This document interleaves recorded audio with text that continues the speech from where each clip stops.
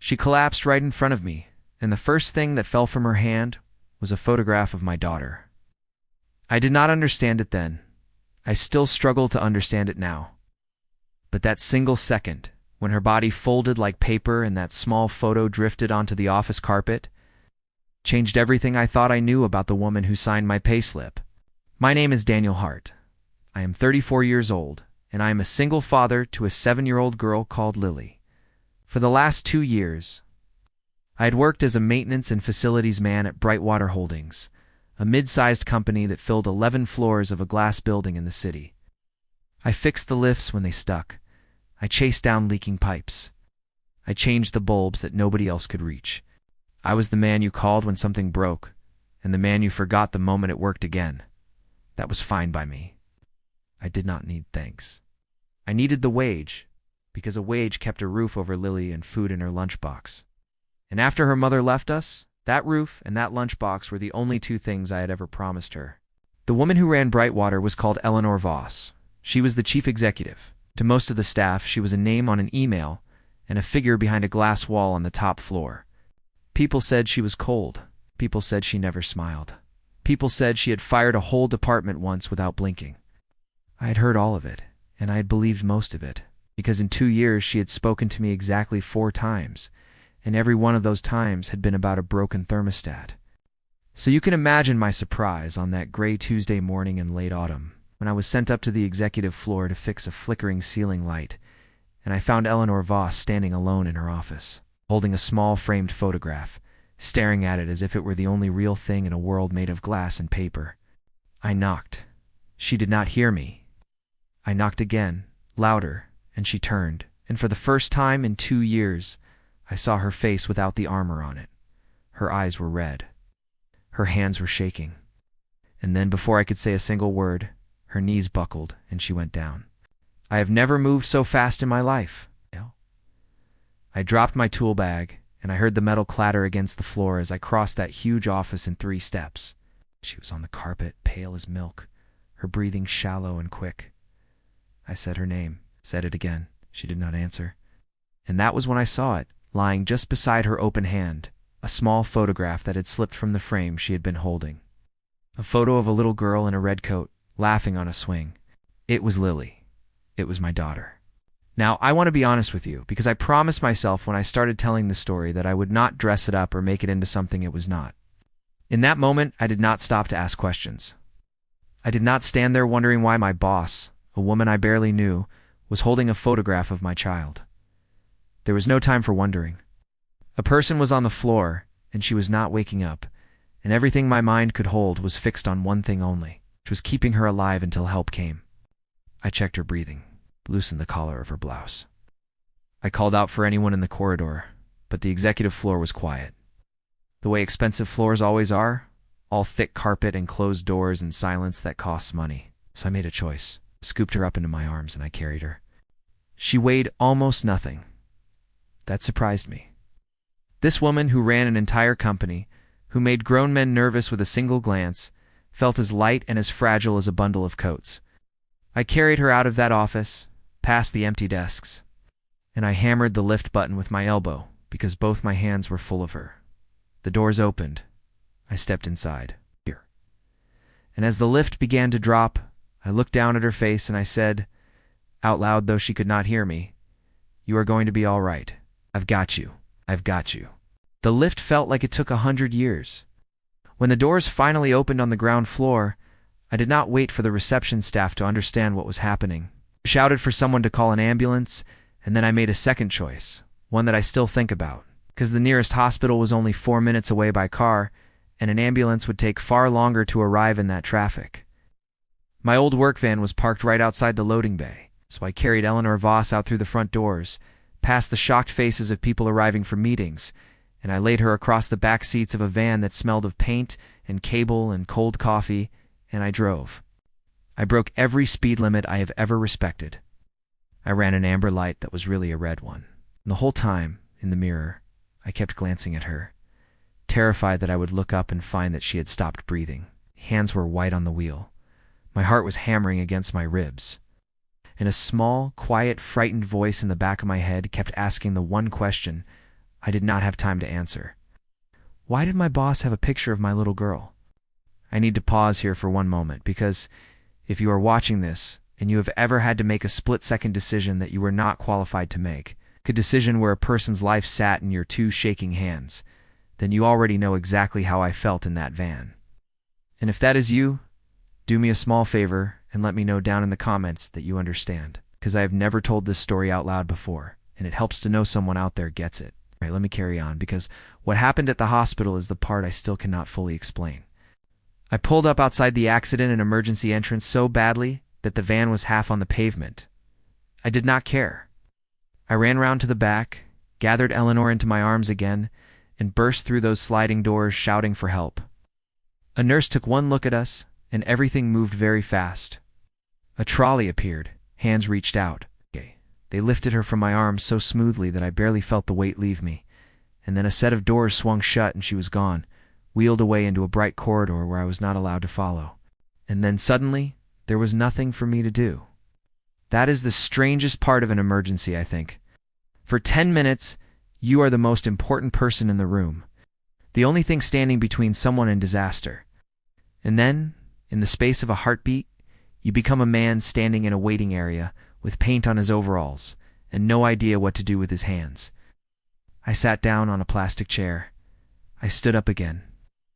I walked to the window and looked out at the car park. I sat back down. Slowly, as the adrenaline drained out of me, the questions I had pushed away came flooding back in. Why did she have a photograph of Lily? Not just any photograph, but that specific one. The one of her in her little red coat, on the swing at the park near our flat. I had that same photo on my phone. I had printed it out once and stuck it on our fridge at home. How on earth did a copy of it end up in a silver frame on the desk of the chief executive of Brightwater Holdings, a woman I had spoken to 4 times in 2 years, and never once about my family? I did not have long to sit with the mystery, because a nurse came out to find me. She was kind, with tired eyes and a clipboard held against her chest, and she asked me if I was the person who had brought Eleanor Voss in. I said I was. She asked me my name and my relationship to the patient, and I told her my name was Daniel Hart, and that I was well, that I worked for her, that I was her maintenance man. The words sounded so small in that clean, serious place. The nurse looked at her clipboard, and then she looked back at me, and something in her expression shifted. She asked me to wait, and she went away. And when she came back a few minutes later, she was holding a printed form, and she was frowning in a way that made my stomach tighten. She said, "Mr. Hart, I need to check something with you. When a patient is admitted in an emergency, we look at whether they have any personal information registered with us, any next of kin, an emergency contact, that sort of thing. Ms. Voss is a private patient here. She has records on file." She paused. I have to ask, because it is on her form. "Are you Daniel Hart, the person she has listed?" I did not understand the question. I said, "Listed as what?" And the nurse turned the form around so I could read it, and she pointed with one finger at a box near the top of the page. The box was labeled Emergency Contact and Next of Kin.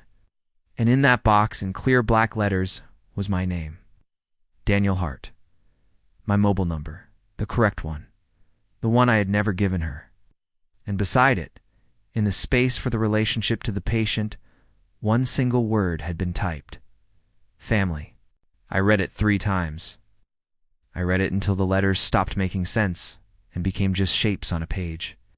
This woman, my boss, the person I had genuinely believed, did not know my first name, had at some point sat down, opened a hospital form, and written me in as her family. It's the one person the world should call if her life was in danger. Not a brother, not a parent, not a husband or a partner or a lifelong friend. Me, a maintenance man she had spoken to 4 times. The nurse was watching my face, and I think she could see that I had no idea what any of this meant, because her voice softened. She said that they needed a family member to be present while they ran tests, and that since I was the registered contact, I could stay. She told me Eleanor was stable now, that she had collapsed from a combination of exhaustion, severe dehydration, and something her doctors would explain properly once they had finished their checks. She told me it was serious, but that they had caught it in time, and that if I had waited for an ambulance in that traffic, things might have gone very differently. Then she left me alone again, and I stood in that corridor holding a paper cup of water that someone had pressed into my hand.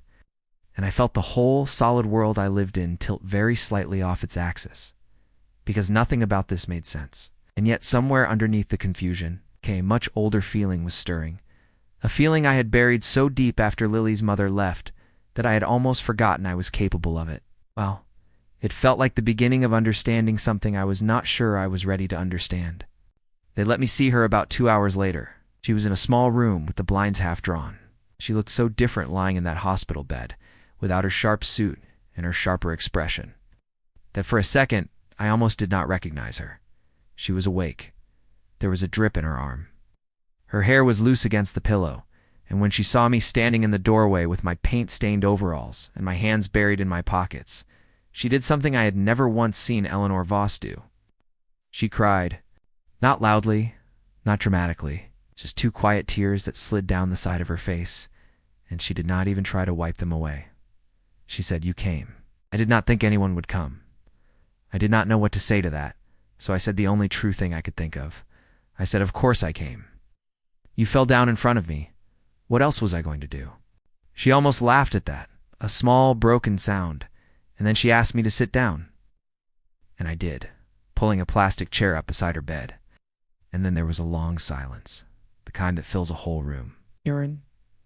And I knew that if I did not ask the question that had been burning a hole in me for 3 hours, I might never find the courage again. So I asked it.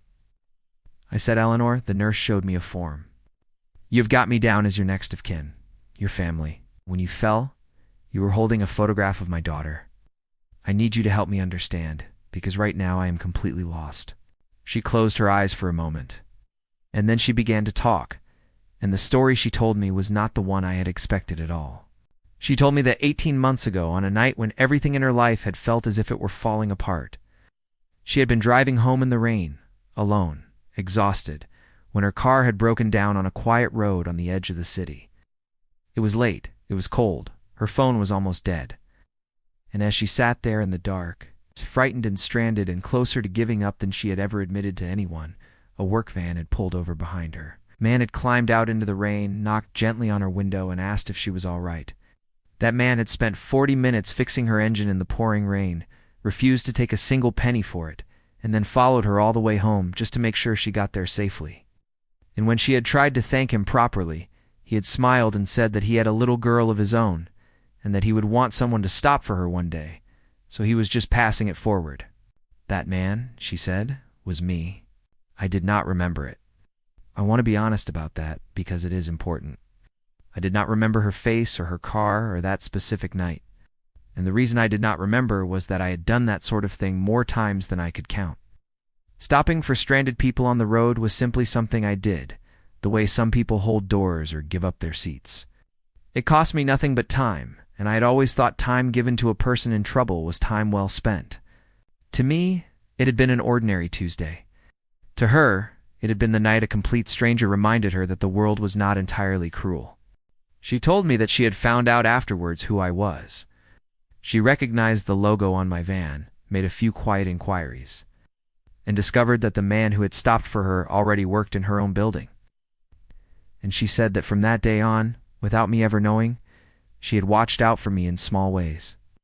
When there had been talk of cutting the maintenance budget, she had quietly protected my job. When my hours had been threatened, she had found a reason to keep them. She had never wanted me to know, because she said a kindness that is repaid loudly stops being a kindness and becomes a transaction. And the photograph, she explained, had come from a company charity day the previous summer, a family fun afternoon in the park that Brightwater had put on for its staff. Lily had been there, laughing on the swings in her red coat, and a company photographer had taken pictures for the newsletter. Eleanor had seen the photo, and something about the pure, uncomplicated joy on my daughter's face had stopped her in her tracks. She had asked for a copy. She had kept it on her desk, on the hard days, the days when running an empire felt like drowning very slowly in a suit. She said she would look at that photograph of a child she had never spoken to and remind herself what it had all been for. I sat there, absolutely stunned. And then she told me the last part, the part that explained the form. She said that she had no family left. Her parents had passed away years ago. She had no brothers or sisters, no partner, no children. There was quite literally not one single person in the entire world who would be called if she collapsed. And so, some months ago, filling in a routine medical form, she had reached the box for next of kin and found herself staring at an empty space that seemed to sum up her whole life. And in that empty space, she had written down the name of the one person who had ever stopped for her in the rain without wanting anything back. I have thought about that hospital room a great deal since. I have turned the whole thing over in my mind on quiet nights, long after Lily has gone to sleep, and I keep coming back to how strange and how simple it all was at the same time. A woman with everything, money, power, a company of hundreds, had been more alone than anyone I had ever met. And a man with almost nothing, a rented flat and a work van and a daughter's laughter, had unknowingly become the closest thing she had to a family, all because of 40 minutes in the rain that I had genuinely forgotten. We talked for a long time that afternoon, longer than I had talked to anyone in years. The doctors came and went, explained that Eleanor had been running herself into the ground. Working 80-hour weeks, barely eating, barely sleeping, ignoring every warning her body had been sending her for months. The collapse, they said, had been the final alarm bell, and if she carried on the way she had been going, the next one might not have a happy ending. They told her quite firmly that she needed to change how she lived, that she needed rest and food and, more than anything, people, connection, a reason to stop. And I sat there and I realized that I was one of the very few people in the world who could help with that last part, whether I had meant to be or not. Now I know what some of you are thinking, because I thought it too. I thought, this is not my problem. I am a maintenance man. She is a chief executive. I did a good deed, that is all, and good deeds are not supposed to come with a lifetime of responsibility attached. I have my own life, my own worries, a daughter who needs every ounce of me. I do not have room to take on the loneliness of a millionaire. And all of that was true, and all of it was fair, and I want you to know that I felt every bit of it as I sat in that plastic chair. But then I looked at her, really looked. I did not see the CEO who made grown men nervous, did not see the cold woman from the top floor. I saw a person who had been so starved of ordinary human warmth that a stranger stopping in the rain had become the single brightest memory of her adult life. I saw someone who had written my name in a box because there was no other name to write, and I thought about Lily and about the kind of man I wanted her to grow up believing her father was. And I knew in that moment that I was not going to be the sort of person who walks away from someone simply because helping them was inconvenient. So I did not walk away. I stayed until the visiting hours ended. And the next day, after I had dropped Lily at school, I came back. And the day after that, it's not because anyone asked me to, and not because there was anything in it for me, but because that is what you do in my book, when the world puts a lonely person in your path and gives you the chance to make their load a little lighter. At first, it was small things. I brought her proper food, because hospital meals are a crime against the human spirit. I brought her the newspaper. I told her ridiculous stories about the disasters that unfolded in the Brightwater building whenever the maintenance man was off for a few days, and she laughed, properly laughed, in a way she said she could not remember doing for years. And slowly, over those days, the woman behind the armor began to come out into the light. She was funny. That was the thing that surprised me most. Underneath all that seriousness, there was a dry, quick sense of humor that could catch you completely off guard. She was clever, of course, but she was also kind in ways she had spent years hiding. Because somewhere along the line, she had decided that kindness was a weakness a woman in her position could not afford to show. And she was frightened, deeply frightened, of the very thing she was now being forced to face, which was the possibility of letting people in. When she was finally discharged, she had nobody to take her home, so I took her. And when we got to her house, this enormous, beautiful, empty place with high ceilings and no photographs on the walls, I understood her loneliness in a way that words could never have taught me. It was the sort of house you could live in for a decade and never once hear another person laugh. I helped her settle in. I made her a cup of tea. As I was leaving, she stopped me at the door, and she said something I will never forget. She said, "Daniel, I have spent my whole life being useful to people. You are the first person in a very long time who has been kind to me without needing me to be useful to you. I do not know how to thank you for that." I told her she did not need to thank me.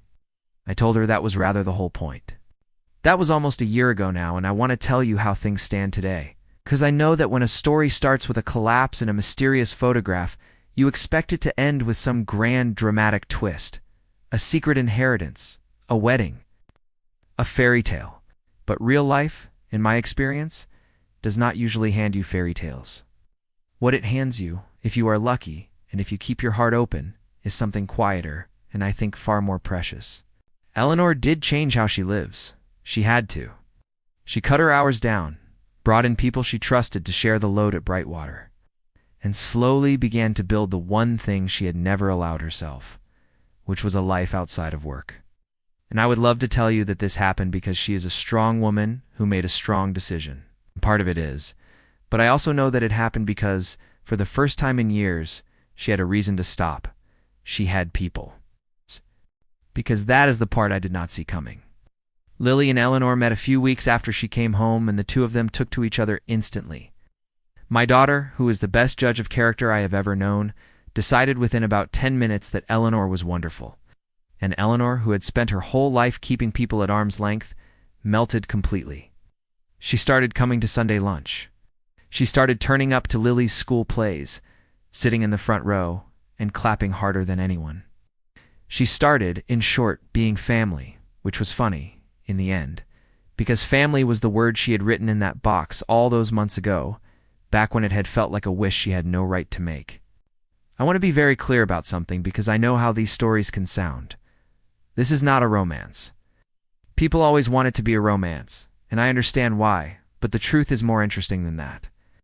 What Eleanor and I found was a friendship so deep and so unlikely that it reshaped both of our lives. She became the person I could call at midnight when I was worried sick about Lily's fever. I became the person she could sit with in comfortable silence after a terrible day, when she did not need advice or solutions, just someone who would not leave. She is Lily's godmother now, officially, on paper, with her name written in a box that finally makes her happy to see it. And it all came from 40 minutes in the rain that I had completely forgotten. That is the thing I keep coming back to, and it is the reason I finally decided to tell this story out loud. You never, ever know what a small kindness will grow into. I stopped for a stranger on a dark road because it seemed like the decent thing to do. And I drove away that night thinking about nothing more than getting home to my daughter. I had no idea that I had just planted a seed that would, 18 months later, bloom into one of the most important relationships of my entire life, and quite possibly save the woman on the other end of it. We move through the world thinking our small acts vanish the moment we do them. They do not. They land somewhere. They take root in people we may never see again. Sometimes, when you least expect it, they come back to you carrying a photograph of your own child and calling you family. Eleanor is well now, genuinely well, in a way she says she has not been since she was a girl. She eats proper meals. She sleeps. She laughs, out loud and often, usually at something Lily has said. And every so often, when we are all sitting round the table on a Sunday, I catch her looking at us with an expression I can only describe as disbelief, as if she still cannot quite believe that this ordinary, warm, chaotic little life is really hers to be part of. And honestly, sometimes I look around and feel exactly the same way. So that is my story. That is what happened the day I carried my collapsed boss to the emergency room and a nurse read out a name on a form that turned out to be my own. But it is not a fairy tale. It is better because it is true, and because it reminded me of something I never want to forget, which is that being kind, even in small and forgettable ways, is never, ever wasted.